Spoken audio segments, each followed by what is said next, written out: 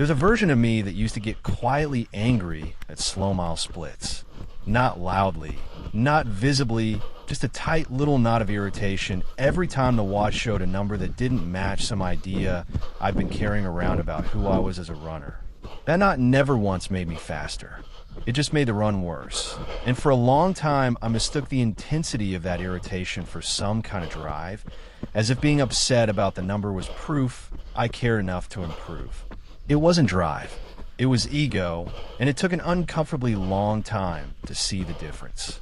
I want to be honest about how long, actually, because it matters for anyone listening who assumes this kind of thing gets easier with more experience. It's been well over a year of consistent running, well past the beginner stage where everything feels fragile and every setback feels personal, and that tight little knot of irritation still shows up. Less often, and I catch it faster now, but it hasn't gone anywhere. That turned out to be an important thing to accept before this chapter could actually be useful to me, rather than just another idea I nodded along to and then quietly ignored the next time it actually mattered. The two men who wrote Extreme Ownership spend an entire chapter on exactly this, and they call it Check the Ego.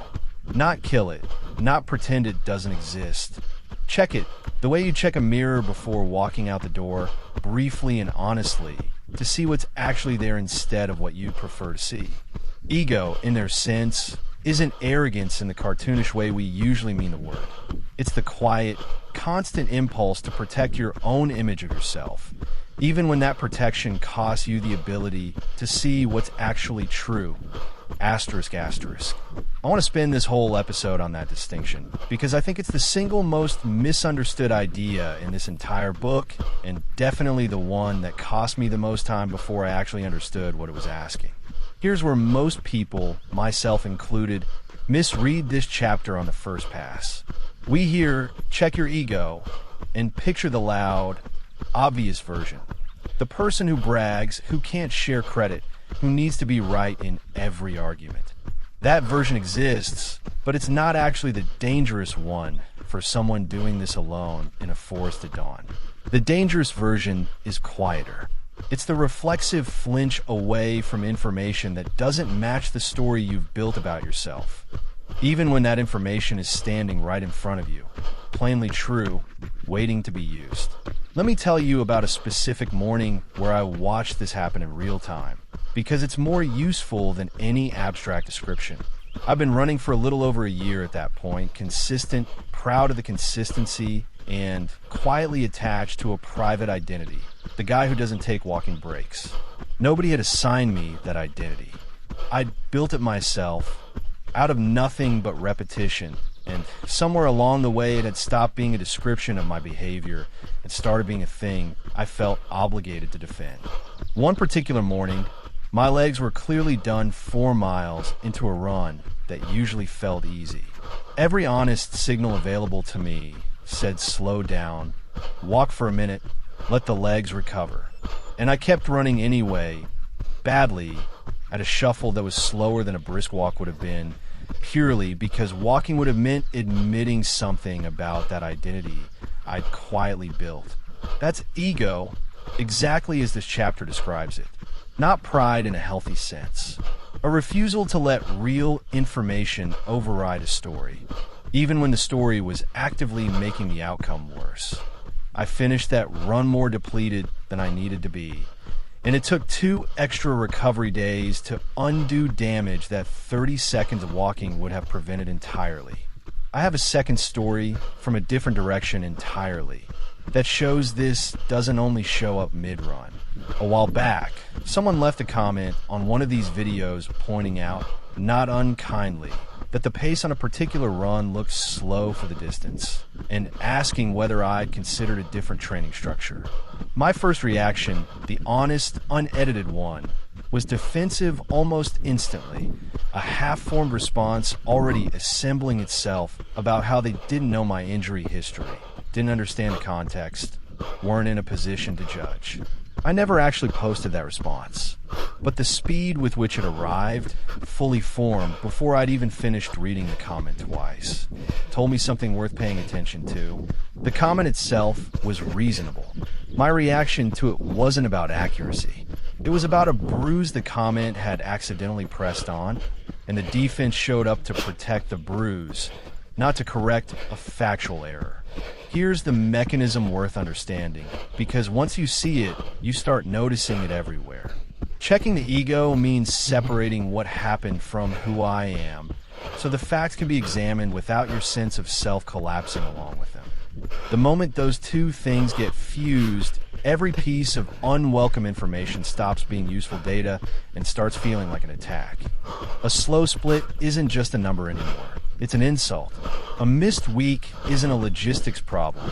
It's a verdict on your character. Once information and identity are welded together like that, you'll defend against the information every time, because defending your identity feels like survival, even when the actual cost is your own progress. I want to offer a few different shapes this tends to take, because check your ego is vague enough to be useless until you can recognize your own specific version of it. Some people's ego shows up as comparison, measuring today's run against someone else's pace, someone else's mileage, someone else's body, and treating any gap as a referendum on personal worth rather than a simple, uninteresting fact about two different people with two different histories. If you catch yourself checking someone else's numbers more often than your own trend line, that's usually the tell. The fix isn't pretending comparison doesn't exist. It's noticing when a comparison has stopped informing your training and started functioning purely as a source of quiet, useless suffering. Others carry it as an identity they've built and now feel obligated to defend, the way mine showed up that morning with the walking breaks. This one's sneaky because it often looks like discipline from the outside, sometimes even to the person doing it. I never skip a day sounds admirable right up until the day your body is clearly asking for rest and the identity overrules the actual physical information in front of you. The tell here is usually a private rule that stopped bending to circumstances, one you defend even against evidence that bending it just this once is obviously the smarter call. A third version, and probably the one most specific to putting any of this on a public channel, is image ego, concern about how the progress looks rather than whether it's actually happening. This shows up as reluctance to show a bad week, an injury, a slower month, because it might complicate a story you've been telling an audience. I'll be honest, I've felt this pull directly, the temptation to quietly skip filming the weeks that didn't go well and only show the ones that make a clean narrative. Giving into that isn't a small stylistic choice. It's ego, in exactly the sense this chapter means it, protecting an image instead of protecting the truth.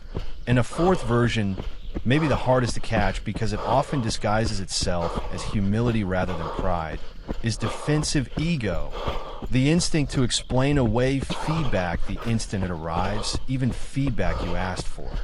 Someone points out a form issue, a pacing mistake, a flaw in a plan, and before you've even finished hearing it, some part of you is already assembling reasons why it doesn't quite apply, why the circumstances were different, why they don't fully understand the situation. That reflex feels like defending accuracy. Usually it's defending comfort instead, and the tell is how fast the explanation arrives, often before the feedback has even finished landing. None of these four is worse than the others. And most people, myself very much included, carry some mix of all four depending on the week. The value isn't in picking a single correct diagnosis. It's in noticing, honestly, which one shows up most often for you specifically, because the fix for comparison ego and the fix for defensive ego aren't quite the same fix. It's worth saying, too, that these four don't always show up in isolation. The morning with the walking breaks was really identity ego and comparison ego working together, a private rule about who I was as a runner, reinforced by an unspoken sense of how that identity stacked up against other people's visible consistency online. Untangling which part is doing the most damage in a given week isn't always clean, and it doesn't need to be. Naming even one of the threads, honestly, is usually enough to loosen the whole knot a little, even if the other threads are still tangled in there somewhere. There's a boundary worth being precise about here, because check the ego can tip into something unhealthy if you take it too far in the wrong direction. This isn't an argument for having no confidence, no pride in real progress, no sense of identity as someone who shows up. The authors are explicit that checking the ego isn't the same as having none at all. A leader with zero self-respect is just as ineffective as one whose ego runs unchecked, because neither one can hold a clear, steady line under pressure. The goal isn't to feel nothing when a run goes well or badly. It's to make sure the feeling doesn't get to vote on whether the information gets used. That distinction mattered enormously for me once I actually understood it, because for a while I overcorrected in the other direction, treating any positive feeling about progress as suspect, as if pride itself were the enemy the chapter was warning about. It isn't. Earned pride in real, honest progress is fine, useful even as fuel for the next hard line. The problem is never feeling good about a strong week. The problem is letting either the good feeling or the bad one override what the actual data, the actual body, the actual situation is telling me to do next. There's a useful test for telling the two apart when you're not sure which one you're dealing with in the moment.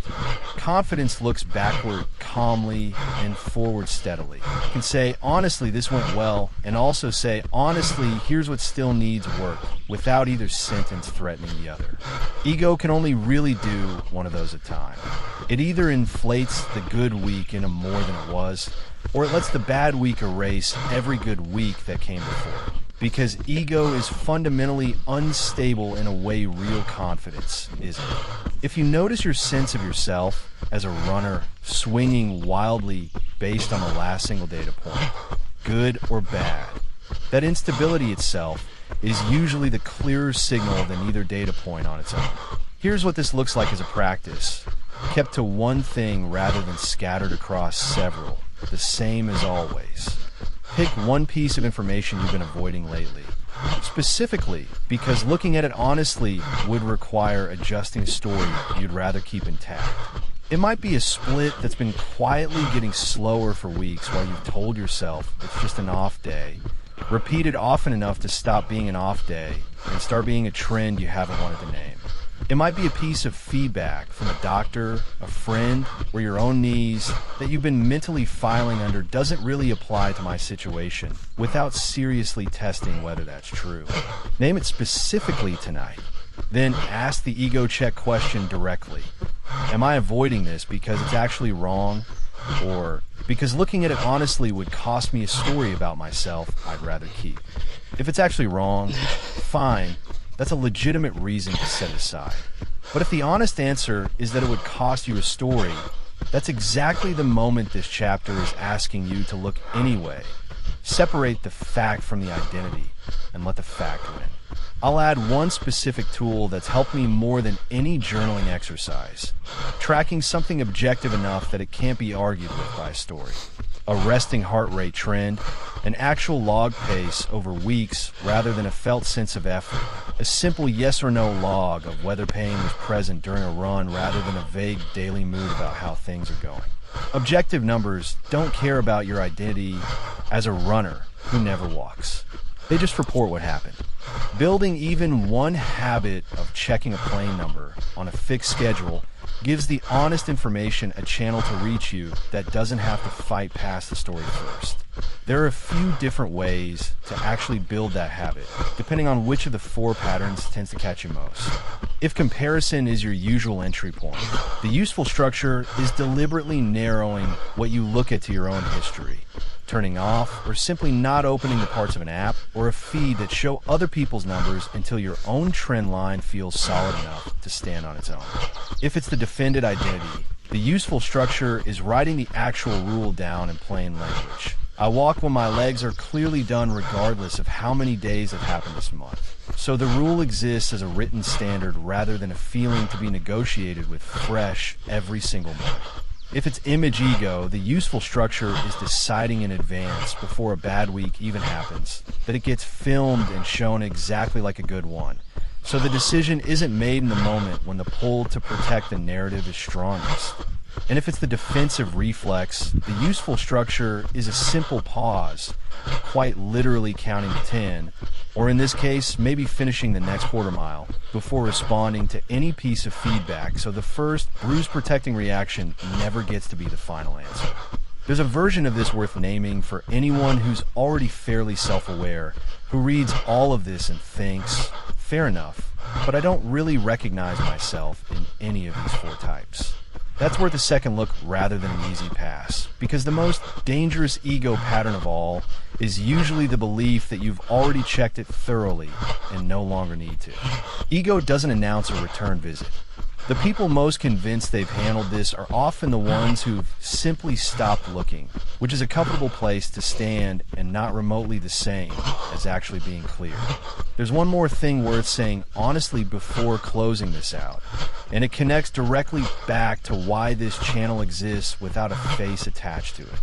Putting any of this in front of an audience, even a small and mostly anonymous one, creates a very specific, very human temptation to let the image of consistent progress start mattering more than whether the progress is actually honest. I don't think I've fully solved that temptation. I don't think anyone doing this kind of thing publicly ever fully does. What I can tell you is that naming it directly out loud in an episode about exactly this problem is itself a small act of checking the ego rather than protecting it. And I'd rather keep doing that than pretend the pull isn't there. I'll say one more thing about why this particular chapter felt worth an entire episode on its own, rather than folding it into the other ideas from this book. Ownership, the willingness to lead, the belief in the mission, all of that depends on being able to see clearly first. You can't own a problem you've talked yourself out of seeing. You can't lead a team, even a team of one, if the information reaching you has already been filtered by whatever story protects you best. Checking the ego isn't really a fifth idea sitting alongside the others. It's closer to the lens the other 3 have to look through, and if that lens is distorted, everything examined through it comes out distorted too, no matter how sincerely the other principles get applied on top of it. Tomorrow morning, it will still be dark when you tie your shoes. Whatever the watch says, whatever the number turns out to be, it isn't an insult, and it isn't a verdict. It's just information, waiting to see whether the story gets to override it again, or whether, this time, the fact wins. That's the whole practice, morning after morning. Not becoming someone who never flinches, but becoming someone who notices the flinch a little faster each time, and lets the honest number through anyway. I'll see you on the trail tomorrow. Same time, same choice. This is Run to Evolve. One day, one run, one lesson, no excuses.